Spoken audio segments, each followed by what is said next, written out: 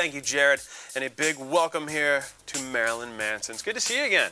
Good to see you. It's been a while, man. It's been about 2-3 years. 2-3 years. Yeah. And now we got this brand spanking new record, Eat Me, Drink Me. Yep. Which is very cool. You're Thank gonna you. get it. You're gonna love it. Now, you were quoted saying that 2004, that your greatest hit album, Lest We Forget, was your farewell. So does that make Eat Me, Drink Me your comeback?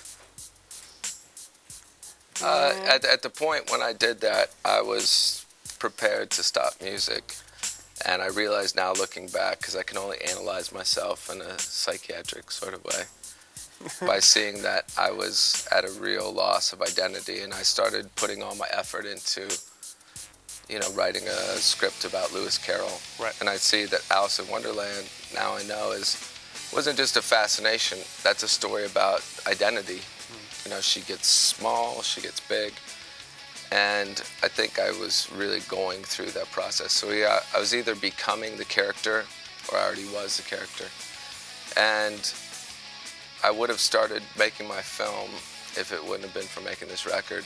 And I think at the end of the day, I'm going to make a better film later this winter. And the film is about Lewis Carroll. Yeah.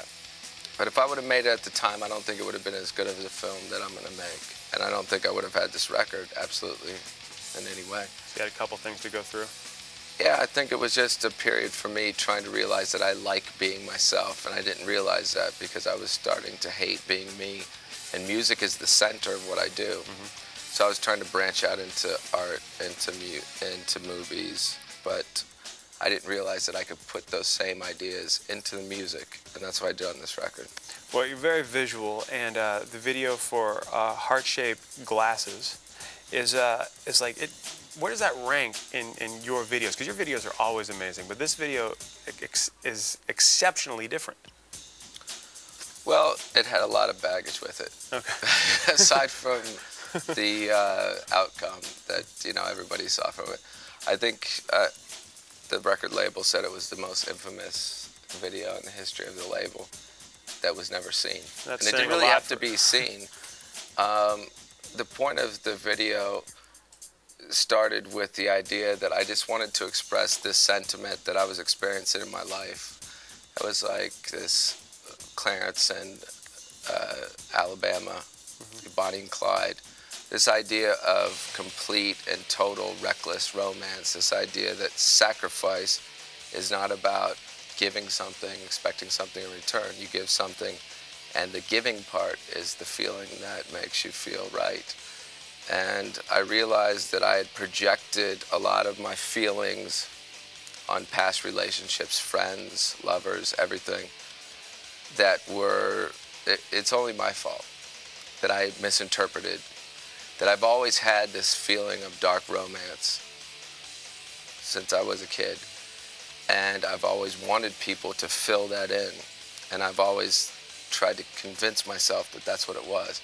But it wasn't until I made this record that I realized that that wasn't the case. And I had to make a lot of changes in my life. I changed people that were my friends. I changed a big relationship. I changed a lot of things.